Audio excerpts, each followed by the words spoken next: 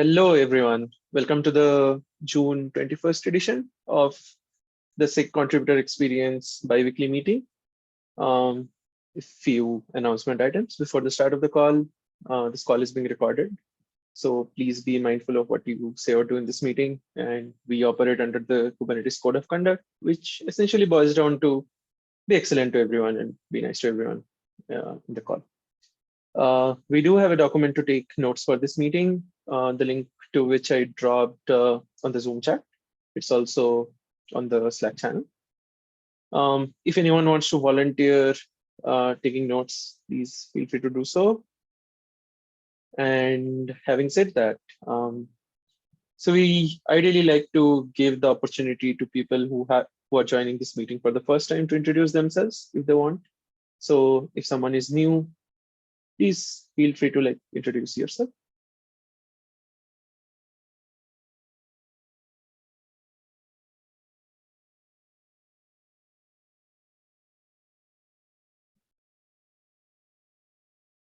Josh, you're on mute. Right. I said I don't think we have any new people on the call. Awesome. Let's go ahead then. First up is events. Do you have any updates from the Contributor Summit? Yeah, the issue is up for the Contributor Summit. Let me grab a link to it. We are still looking to fill a lot of lead roles for Contributor Summit. If you're interested, please sign up. We talked about last time needing to make sure that folks were members of the repo or members of the organization, and also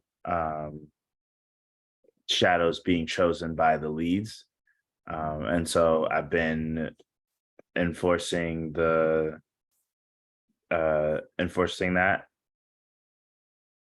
And in order to accept some more shadows, we need some more leads. That's the long and the short of it. So that's the main update.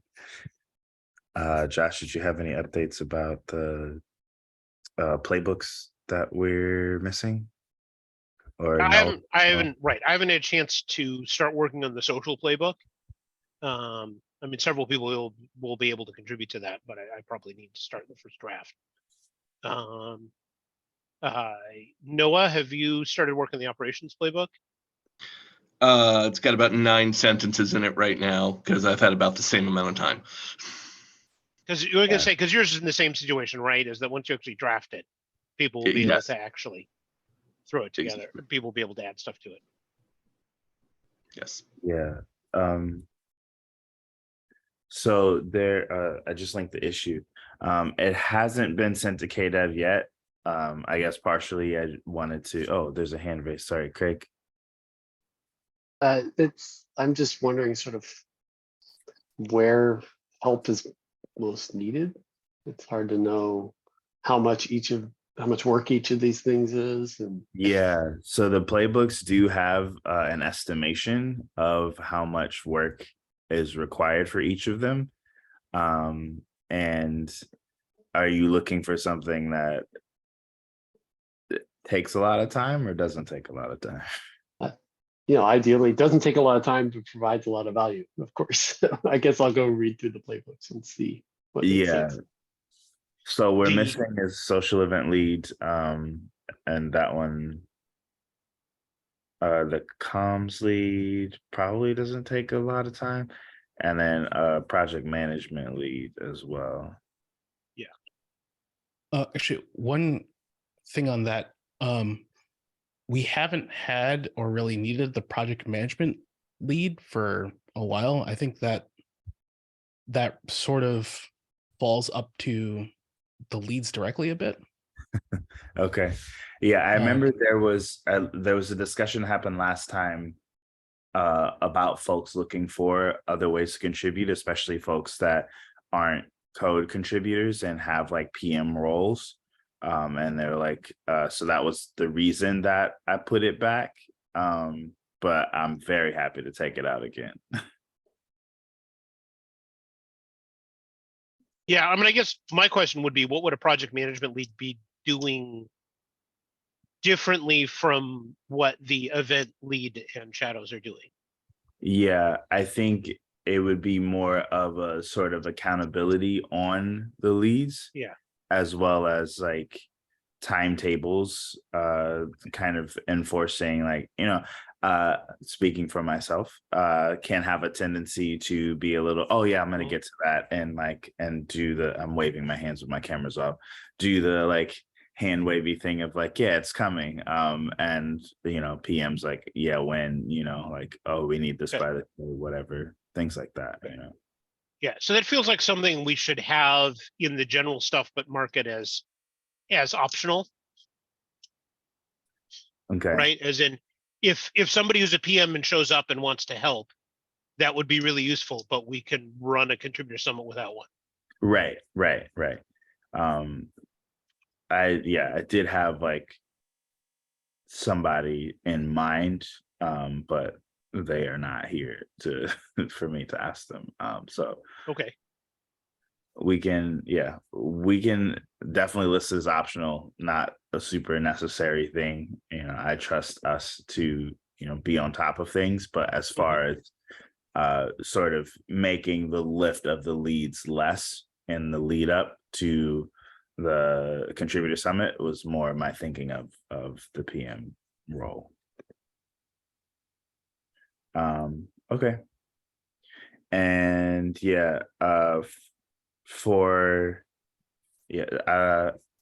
Craig, did that answer your question? Sorry. Yes. Okay, cool.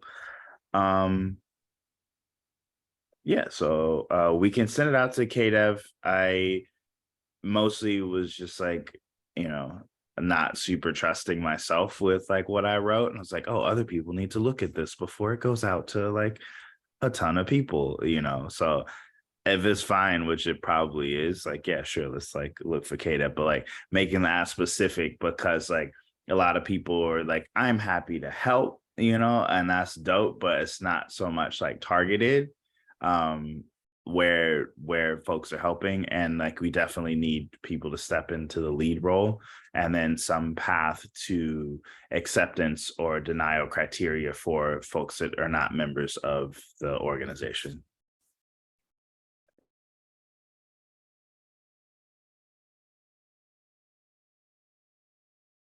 I just had a question.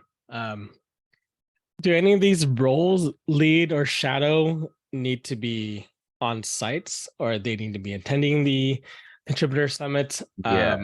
Because I assume like the day of operations would, Of course, yeah, that's the main one.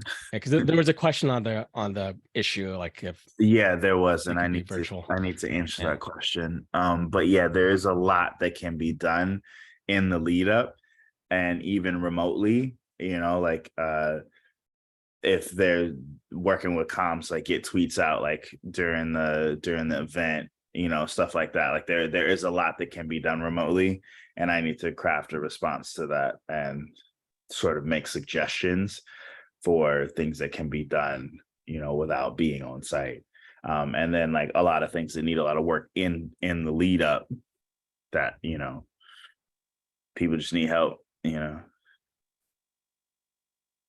The biggest things that really need to be on site are operations and whoever's working on the unconference materials, because they're going to need to be there doing that when it happens. Well, and the social event lead needs to be on site. And awards. And awards. Yeah, so there's a bunch of stuff. There's actually a case of there's work for shadows to do that does not require you to actually show up, if the lead is showing up. Although that's not ideal, because part of the idea of the shadows is if something happens to the lead, this person can swap in, and obviously if they're not even planning on going, that doesn't work out so well. Yeah, I would definitely strongly bias towards you're going to it, like you should be attending. Okay. Yeah. Understood. Yeah, one of the things we're going to run into with this contributor summit, by the way, and we'll discuss this, sort of contributor summit meeting and stuff, is we're back to having a really bad scene with the co-located events. Yeah. Like, I don't know if you saw the announcement of the colos, but I don't know what CNCF Events is doing, but it's like they had a new plan to control the proliferation of co-located events, and they seem to have completely abandoned it. So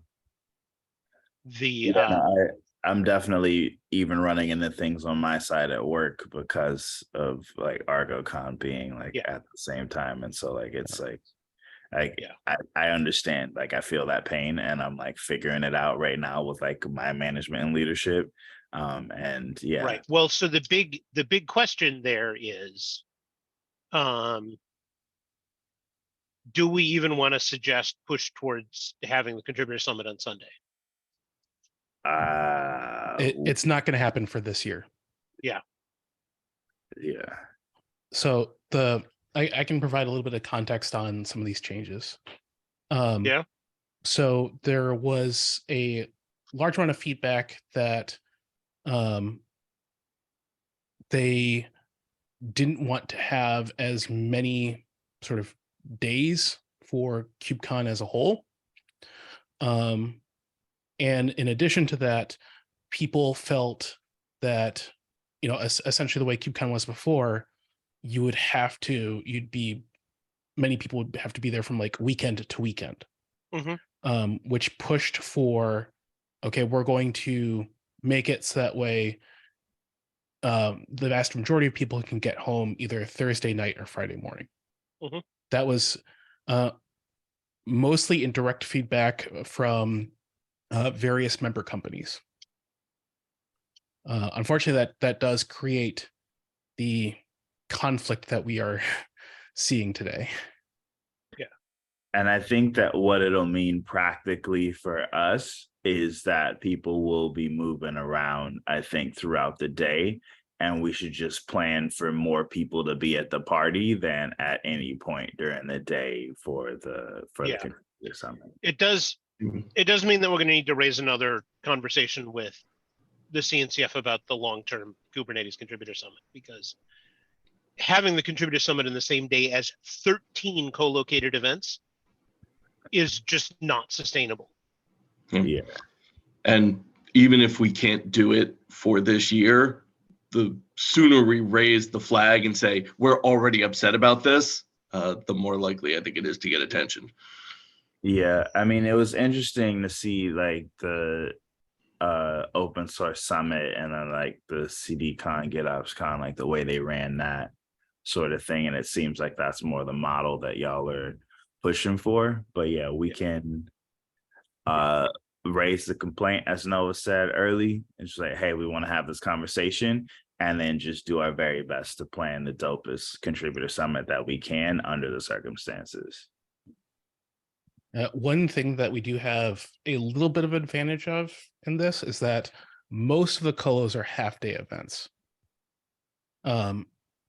So if people do have responsibilities at one of the other colos, that does at least leave the, rest of the day.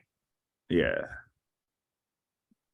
Scheduling and all that stuff. Honestly, I think the biggest thing will be scheduling, because a lot of the people that will be submitting talks will also have other responsibilities. Yeah. All right. Well, we will cross that bridge as we get a little bit closer. Does anybody else have anything they want to say about Contributor Summit right now? Action items. For me, I need to respond to some of those folks in the issue. It's been sitting a couple of days. And yeah, strong bias for people who can attend, for the folks who are asking about remote stuff, but there are opportunities to help, if they are remote. And maybe I'll add something to the issue where it's like, remote helpers or something like that. Like we're using shadow as a bit of like a term with multiple definitions. One of like, oh, you were in line to lead next and like watch and understudy, but also you're helping, and it almost feels like that should be two different things, but I get why we're not doing that. But having some distinction in the issue to say, okay, these folks are wanting to help, and they may not be able to make it. So that's one thing. Second thing is email out to KDev about the issue being open, looking for leads. Yeah. I mean, and that said, we have had people make the remote from to working on site through that. I mean, like Roger wasn't able to make Valencia, and then he helped on site with Amsterdam. Yeah. So the so you do learn part of the job by working on the remote process.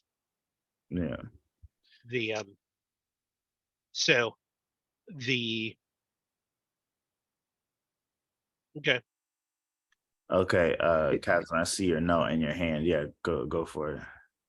Yeah, I've just been saying in chat and stuff lately that we need like a difference of roles between shadows and volunteers, especially for like ops. You need someone who's shadowing so that they can take over that role in the future, but you also need people on site who are doing things, and those are volunteers, I think. So I think whether we describe them that way or not, we have shadows and volunteers. It would be useful if we describe them as such.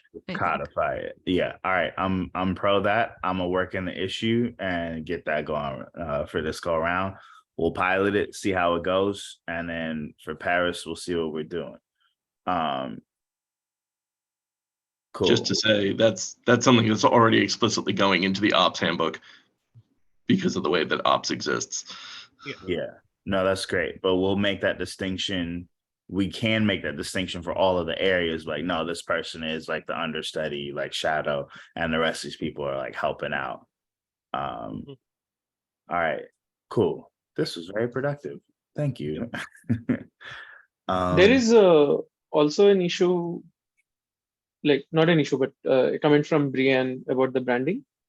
Like, I saw that many people responded there. Should we bring it up here as well, so that others voting can also on the logo? Yeah, sure. Why not? Yep. You want to drop that thread into the chat so folks can go and vote?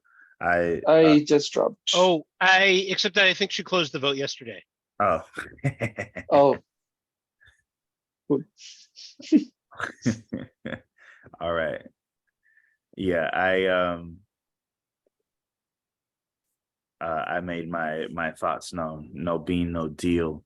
But yeah. Is there anything else on Contributor Summit that we need to talk about right now?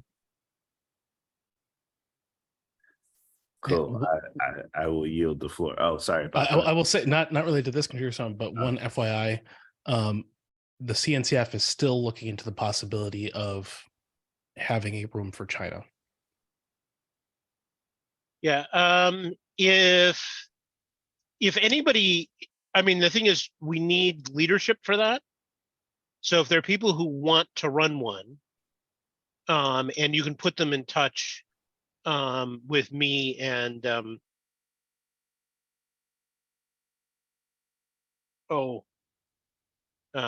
having a brain problem.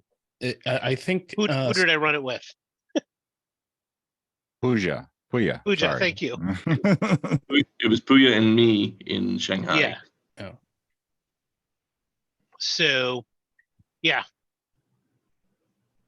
Because I think that's what's going to happen is that those of us who've run them before, will sort of remote train whoever wants to run it in China, because I'm pretty sure none of us can go. More than likely. For what it's worth, the amount of people that are there, we're talking, 20 to like 30 people. It will probably be, they're essentially looking for a room to hang out and just like hack on things and talk about things. They're not looking for anything really more than that. So it doesn't necessarily even like need a lead or whatever. It's mostly just like helping some of them. Yeah. No, it still needs a lead. It just doesn't necessarily need full staffing. Yeah. Yeah, and I wonder if that's something that can be done, remotely, and then just have somebody on site that's going to be the facilitator, But as far as all the communication with CNCF and logistics, probably safe to continue working on it and then find someone who's comfortable facilitating there. Yeah. I mean, that's it. We just need somebody locally who actually wants to run it. I did reach out to some of the people who had been part of the KCS in previous Shanghai ones, and none of them were planning on doing that. So if the CNCF has somebody who's contacted them, they need to pass them on to me and Puya and Noah. And we can try to bring them up to speed so that they can actually do something.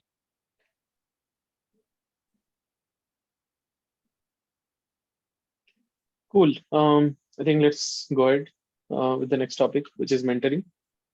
Does anyone have any updates there? Customize is starting the group mentoring cohort, and apparently they've actually gotten an embarrassment of applicants, so they're actually needing some extra time to sort through them.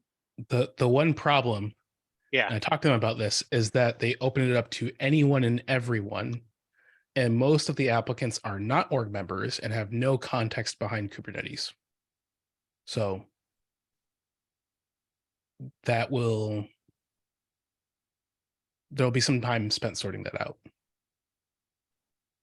Can we in any way help them sorting them out? At least if they choose to not include any org members. I am the person organizing is also a Googler, so okay. I've been chatting with her about it. Awesome, thanks. Yeah, I mean, for the group because group mentoring is about leveling up. It seems like any legit candidate would have to already have contributed to whatever area it is. Yeah. Or at least something closely related, right? If somebody's a contributor to SIG, to SIG UI or whatever. CLI. SIG CLI, then obviously they'd be a candidate. But anybody who's not already a contributor is immediately disqualified.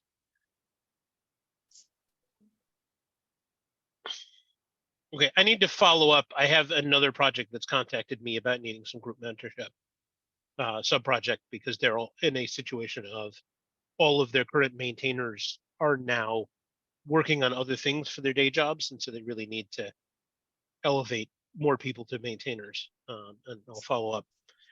I will send them over to you now, Barun, once we straighten that out. Sure, thanks. Do you have any questions for mentoring?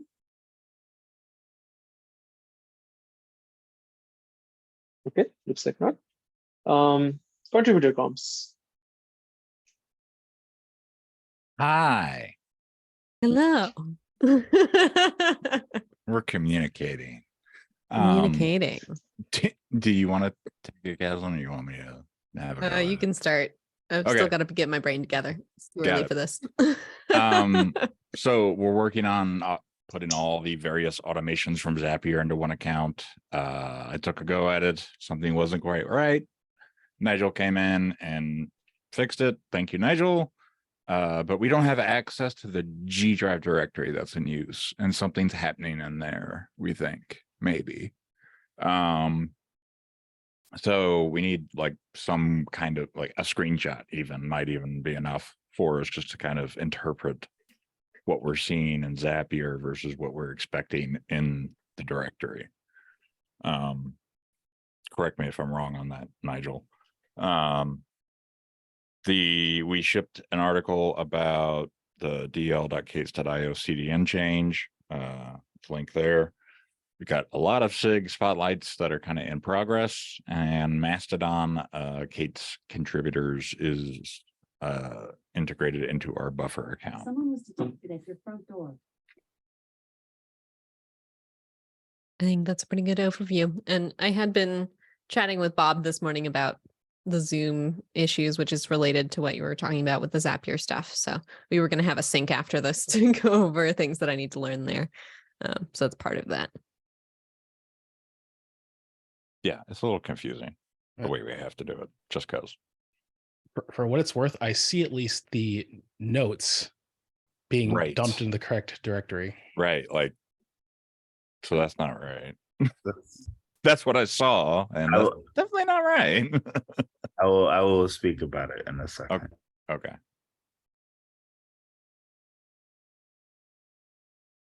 Good. Any question for comms? Fine. Thank you both. Moving to contributor documentation. Bob, you are listed as the person. Whole lot of nothing for me. Cool. Actually, Craig, do you have any update on potential timeline for code spaces? Oh, for the dev container configuration in KK? Yeah. I have all of the work done, ready to make a PR. I've just been blocked on work. I want to get the PR into decent shape because there's some conversation to be had around it. And so I didn't want to just like drop a code PR with no discussion. And so I keep meaning to carve out like a Saturday to make sure that's in the right shape before I drop the PR. So I'm just embarrassed to say I haven't done it yet. Been there, done that. Yeah. No, I'm happy saying that here. Let me make a commitment so that y'all can hold me accountable.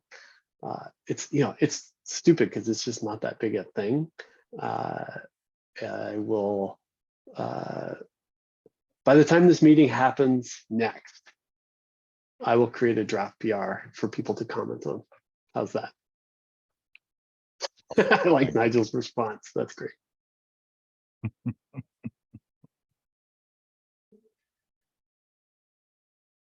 Awesome. Thanks, Craig. Moderation in media. Nigel. Oh, this is me. Okay, cool. Yeah, Zapier.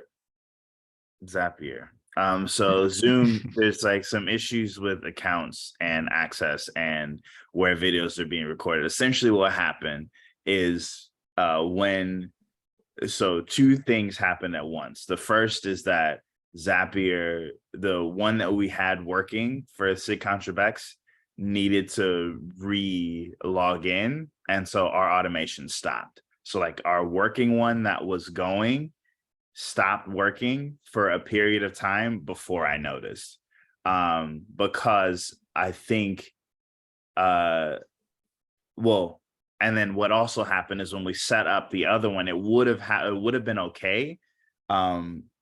Just that the other one, instead of uploading the actual videos, it's uploading the video title as a text file in that folder that you're seeing. So basically I need to get into Zoom and like pull down all the recordings of our meetings and put those on YouTube for this gap that we've got going, that maybe is over when this meeting ends. We will see. So essentially I've stitched back together things in the new Zapier account to where it should be working, but I haven't actually validated that it is, and this will be a good test when this meeting ends. So, yeah, Zoom issues, account issues, and need some credentials and troubleshooting between the two Zoom accounts. The YouTube automation stopped working for a bit, maybe still not working, so I need to upload missing videos. And for Slack, I'm unaware of anything to report.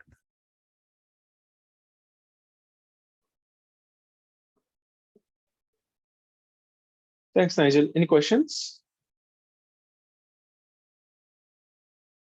I know of no way other than getting some kind of notification to check if automation fails when it's in Zapier. Yeah, I think there's probably something we can configure in Zapier that, and I'm sure that there's like a webhook or something that it puts out. I will not commit to looking into that right now, but like it is, it will happen soon. Once we get I can check it out. Yeah. I'll see what I can do. All right. We'll install PagerDuty into in the Zapier, and then it'll solve all our problems.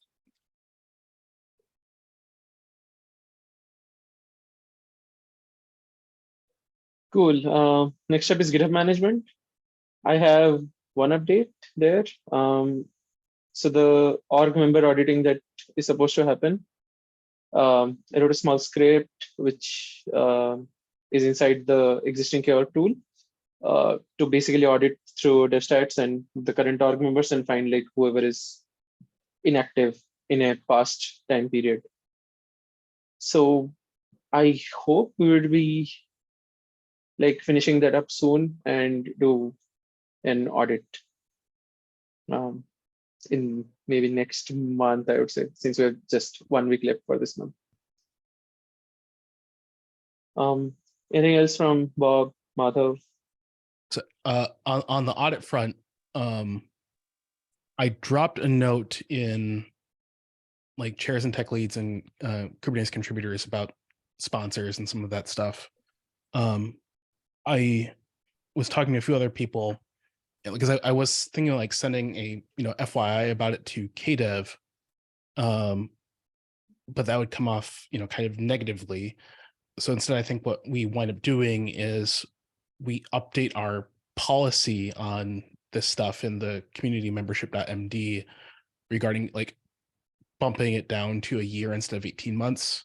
And then some other criteria updates for in terms of PRs and content that are acceptable for org membership. Then we send out a message to KDev, just like FYI, these have changed.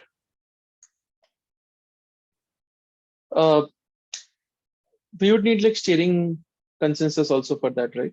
For making that change. Yep, we will. Like, I think it's honestly just like opening up a PR and then pinging steering for like sign off. I'm sorry. No, go ahead. I was just, like, for those that might have missed the stuff in Slack, we have about 1,800 org members, and a bit over 600 of them have not had any activity in the year, which is significant. And something that we have seen repeatedly, like Priyanka's dealt with this quite a bit, is that there's a lot of people that apply for org membership with like one small trivial PR. And then a good chunk of those never contribute again. Like, or if they do, it is a small random trivial PR like 6 months later. So I hate to come off as like gatekeepy, but like we need a higher barrier of entry for org membership, considering it comes with like elevated permissions and a bunch of other things. Well, I guess for a while we had the attitude of because you need to have access to the bots to be an effective contributor, that really what we were doing with org membership was just confirming people's identity. No, and that they were intending to contribute. If that has been the case, that was before I joined Kubernetes. Because originally we had a fairly high bar, right?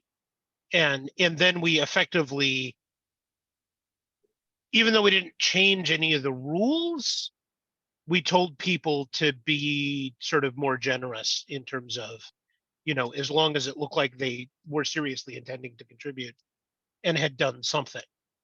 And so I guess one of my questions is, do we need to raise the bar, or do we just need to get more diligent about auditing?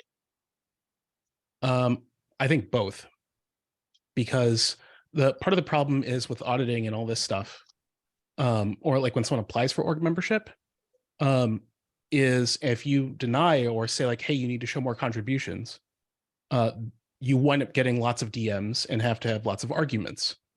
So upping the requirements is at least a good way to, this is Priyanka's suggestion, was just like to, get around having to have that argument with people. Like multiple people have reached out when like DM to multiple GitHub admins and, member coordinators. If we say like, hey, you need to show a little bit more work. So I'm sorry, changing a period in one doc is not enough to apply for org membership. Ray?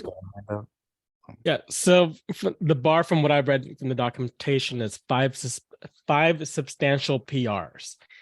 And I've seen, I actually had gone through on people on their org membership PR as well, or the issue. And I have seen several that have gone through with just one PR, as Bob has mentioned as well. So I think that the current bar from the current documentation is not being enforced always. I personally get a lot of requests for sponsorship as well. I don't sponsor unless I personally have worked with the contributor, or if I personally have reviewed their PRs and know it's great contributions and they've done it not just a one-time thing. And part of SIG Docs, we've also had an effort to try to limit trivial PRs as well, because we have many trivial PRs, but it's we just keep getting them no matter what. So but we still try to enforce the no trivial PR policy, which it is documented, to not just raise a PR just for trivial typo. So I think we just need to enforce. If we do need to, if we're not going to raise the bar just has to be enforced, always enforced. The current bar for org membership is 1 PR, but like the big thing is like there is a like a big difference between a docs fix and someone opening a cap. Mm-hmm.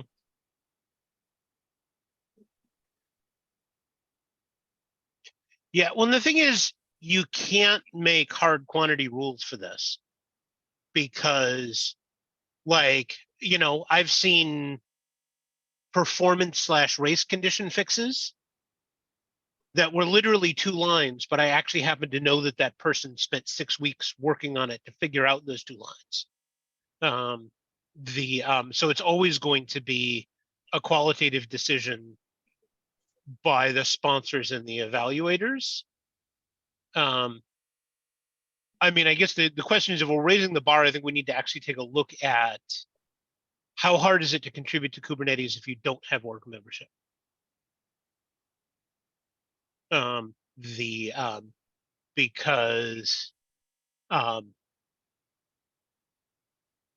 Because in any healthy project, you're going to have a certain substantial number of people who are what we call occasional contributors, who send in 1 PR every 4 months or whatever. And the question is where we want those people to be in terms of org membership, right? If we're going to say, hey, we don't want those people to be org members, they shouldn't need to be org members. Then we also need to look at, can somebody be an occasional, but repeat contributor and not be an org member? Does that work? There are lots of people that are occasional contributors that are not org members. Honestly, a good chunk of them, I think, have done enough to actually warrant org membership, but they do contribute a good amount without it. Also, sorry, Nigel, you were starting to say something before I cut you off. Yeah, no, I was gonna say that it looks like it seems to me that this is also an opportunity for like mentorship, right? Like we're talking about, always looking for more maintainers to get people on this path. And number one, it's like trying to figure out what people are trying to accomplish by obtaining org membership. And number 2 is like, okay, so is there a way that we can turn these people, instead of being like a one-time doc fix person, to being more of a substantial contributor involved in like a particular SIG? So I see this as an opportunity for like mentorship and funneling, as a solution to get them over the bar. Because if they can complete, a certain amount of training or whatever, then perhaps that would be sufficient for membership. The big problem that I see is most of the people that actually do want to continue, like show some sort of initiative, will apply with more than one tiny fix.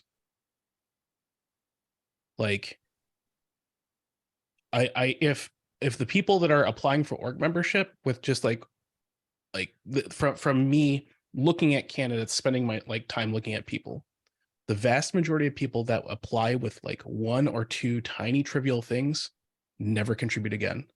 They get the org membership, they get the badge, they tweet that they're a Kubernetes contributor, and then never come back. There's So the clout is that so it's a clout thing. Okay. Well, there's actual multiple motivations. Yeah. It's a career thing too. Yeah. Yeah. So one is people trying to add it to their CV. And that's also that last thing is and adding it to your CV is also the motivation behind submitting non-contributions, like a punctuation fix or something that didn't actually need to be made. And that's become a major annoyance, particularly in docs area. Yeah. We've gotten that on the contributor site too, by the way, people submitting stuff. And I'm like, this is actually wrong. Not only is it not valuable, it's actually wrong. Yeah, Caslin, you're right. And GPT is going to make this worse. And because people say, GPT, find me like a contribution I could make here, and it'll be wrong, but they'll submit it anyway because they know what they're doing. A second reason, by the way, is a certain number of companies who are just entering the Kubernetes community have gotten the idea that they need to make their employees into org members. I've been back and forth with a particular company that is looking at putting a bunch of people and contributing to Kubernetes, which is why I'm working with them. But they're like, they were asking me to arrange sponsors for them, for their people who have never contributed anything so far to become org members. And I'm like, no, it doesn't work like that. And they said, okay, well, after we contribute, can you sponsor us? And I'm like, no, it doesn't work like that. The people who sponsor you are the people who reviewed your contribution. And I honestly had to say that multiple times. So we're getting that motivation. And then the third motivation, honestly, is the contributor summit as well. Because again, if we're going to raise the bar, I think we need to make the exception process for the contributor summit clearer. Because I think we'll have people who are, for example, occasional but steady contributors, are not org members. We want to let them in anyway. We want them to know that that's an option. Why can't we make them org members? Is that just not an option? So no, like we encourage them. Like I have had multiple conversations with people that like have actually like emailed or DM me asking like, hey, can I I know I don't contribute a lot, but can I still come to org membership? And I was just like, one of them had actually written a KEP, got it merged, and was working on implementing it. I'm like, dude, you should just apply for org membership. Like, yeah, this is significant. We have had someone who was working on a KEP for 3 years but never applied for an org membership. Yeah. So I had to basically tell them like, hey, can you please do it? I had to tell him like 5 times during Contributor Summit. Please do it. Yeah, and then they did it. One project I had to drop because of time conflicts that would be maybe worth picking up again was, I've noticed that there's actually pretty substantial geographical bias in terms of who applies for org membership. And it would be worth a sort of determined effort to reach out to individuals with patterns of contribution, particularly in Asia, to encourage them to actually become org members. So where do we go from here? What's the action item? What do we? I think is really following up on Bianca's suggestion. I don't know. Do you like? Do you want to like relate again? I hate just like talking over the. Bianca, please go ahead. I think you're on mute. We can't hear you.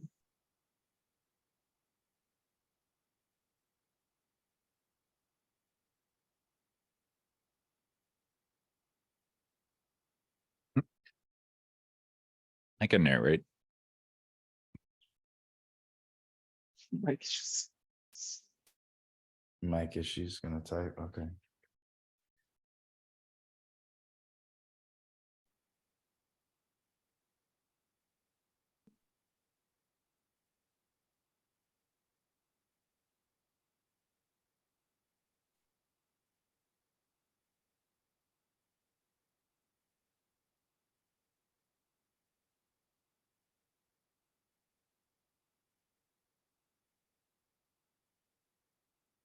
Can we add the no trivial PR doc as well somewhere in the checklist? The doc, what Ray suggested. Do we have a doc already? For current the K website, not for our generic community Right. membership. Yeah. Sorry. Yeah, I guess like I hope that we word it in a different way. You know, it's trivial, right? It's just, I don't know. I again, like, not trying to be gatekeeper, you discourage people from making, I found this thing, I'm gonna make a PR for it. Like, I think that's great. And I definitely always want people to feel empowered to fix things that they see broken, be them small or not. I think I have a good idea for the wording. Essentially has demonstrated a long-term or like a commitment to the to continually to be active to the project. Yeah. It can be one PR. It can be, say dozens of small trivial fixes, but like the amount of work has to actually be meaningful. And that is subjective, but like we kind of have to have it be a subjective thing. And can we also add, to address something that you mentioned earlier, the flip side of that, which is this is not as trivial as you think. Hey, if you worked on a CAP, then yeah, you might think, oh, I didn't do very much, but that's a lot of work. I mean, but does the size, right? Like when we open PRs in the repo and the size gets marked on it, is that like a good indicator of? Not really. No. Because I can give you two counter examples. One is you update a single Go function that's been replaced in the upstream, and that can generate a 10,000 line PR. And at the same time, but it was only an hour of work for you, right? And at the same time, some of the things like performance fixes, security fixes can be really small, but required dozens, hundreds of hours of back-end work to figure out what was wrong. Understood. Madhav?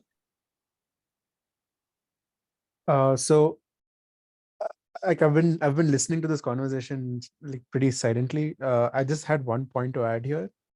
The criteria about what a major contribution is, what a substantial contribution is, what a non-trivial PR is, all of that is pretty subjective, as the conversation indicates.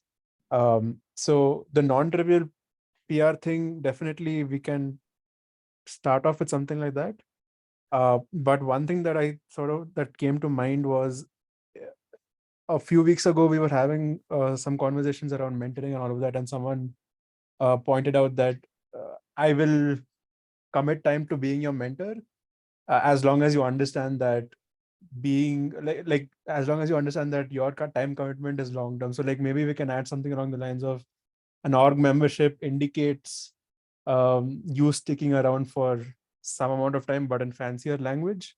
Or if you've written something or like you've contributed something, it indicates that you also help us maintain it, something along those lines. And then right after that, immediately link to a doc where it says, "We perform this audit of cleaning up org members every this much time period, and this is the criteria for it." We aren't going to mention that you will be removed from the org if so and so criteria are met, but at least right where we are mentioning the criteria for org membership, maybe it's also important to mention that we are doing such an audit as well. So like instead of quantifying what's big or what's small, like we can start off with like educating what our expectation from you is if we are granting you the org membership privileges, right? Because as Bob said, it comes with elevated privileges. Yeah, I like the idea of saying that this is like, it's not just the status, like it's a responsibility kind of thing. But as far as like the auditing, that sounds interesting. And like even in my case, like I went and looked at the issue that I filed to become an org member. I haven't contributed a line of code to the project, but you know, I'm here doing this stuff, So whatever, you know. The audit right now is if you've made 0 contributions, and a contribution counts as any interaction with GitHub in 18 months. Oh, wow. It does. So even It doesn't need to be a commit. Yeah. Can be just a It can comment. be a comment. It can be an could emoji. like. Yeah, I was about to say. Yeah. An Yeah. emoji. And we Alright, have 600 people that have not even done that. I oh, wonder how many of them are former release team shadows. There Because that are was a problem for a while. there are certainly some in there. Okay, let me make a suggestion. We're not gonna finish overhauling this in this meeting. Yeah. Maybe no. open and issue a project board card. Because this is going to take a while to like overhaul all of it, and then we're going to have to propose it to the community and get a whole bunch of comments and everything else. So I think We that's should the next. continue. Sorry, Josh. Sorry, Yeah. please finish.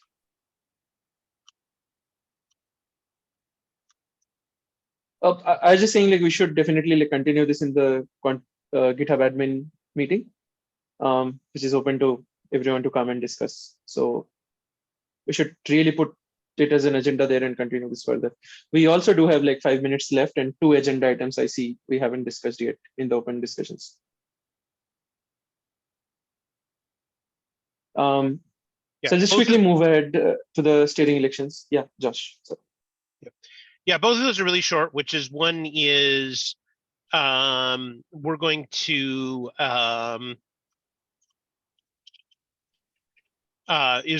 start the steering election cycle again relatively soon. And step 1 of that is actually selecting the election officers.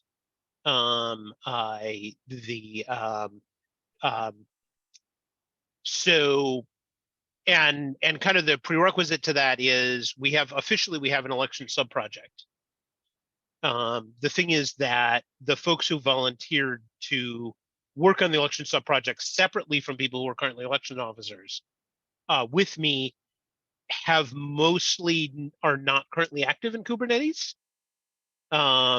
So the election sub-project is largely immaterial. It's Josh.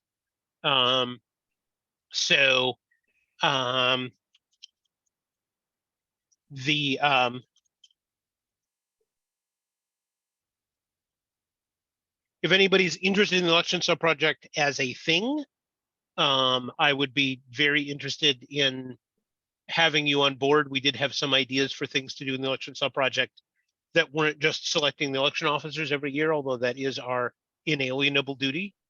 Well, recommending them to the steering committee that then ratifies our choice. If anybody on this call is interested in it, I would say it's pretty low time commitment for a sub-project, but it is important. Like one of the other things we actually wanted to do was make it clear to the SIGs and everything else that we have election tooling now that they can use for their own elections if they want to do elections.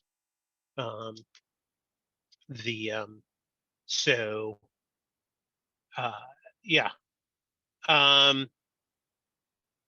So reach out to me on Slack or whatever, and I will also make some announcements in dev spaces. The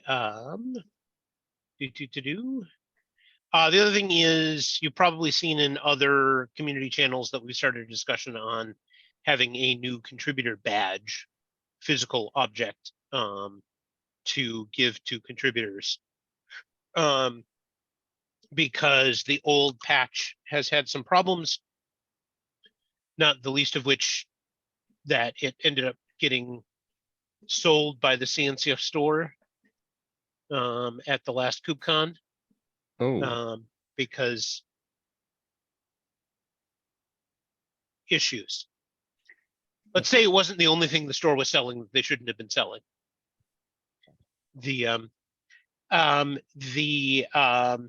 But it also has the problem that it's not. Well, we know that the Kubernetes cloth patch was supposed to be only for contributors, It's not obvious that it's only for contributors.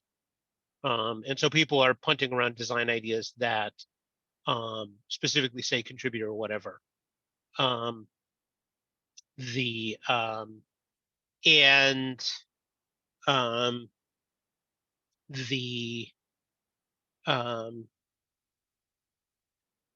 of the other things that particularly ContribEx will need to do as we figure out designs and stuff is to figure out who gets one. Right? And this is like the same sort of discussion as org membership. You know, do people get one when they make when they have their first PR accepted? Do they get one when they become an org member? You know what? It's org membership. It's the same thing as our current one. Yeah, just make it like org membership. Mm-hmm. Yeah. But then somebody needs to be in charge of distribution.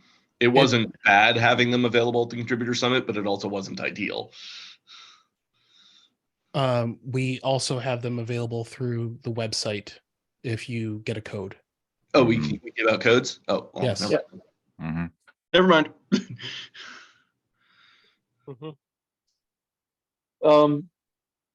We're at time.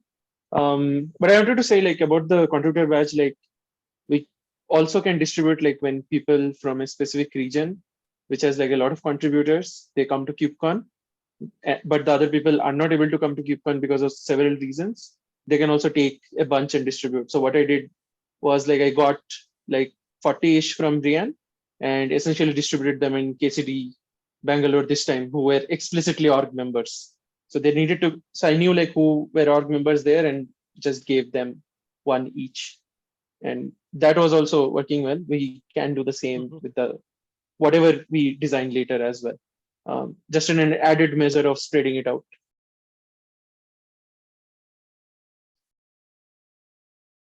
But yeah, it was a nice conversation today. Thank you all for joining the meeting and have a nice day, evening, night ahead. Thank you all. I'm just going to stop the recording.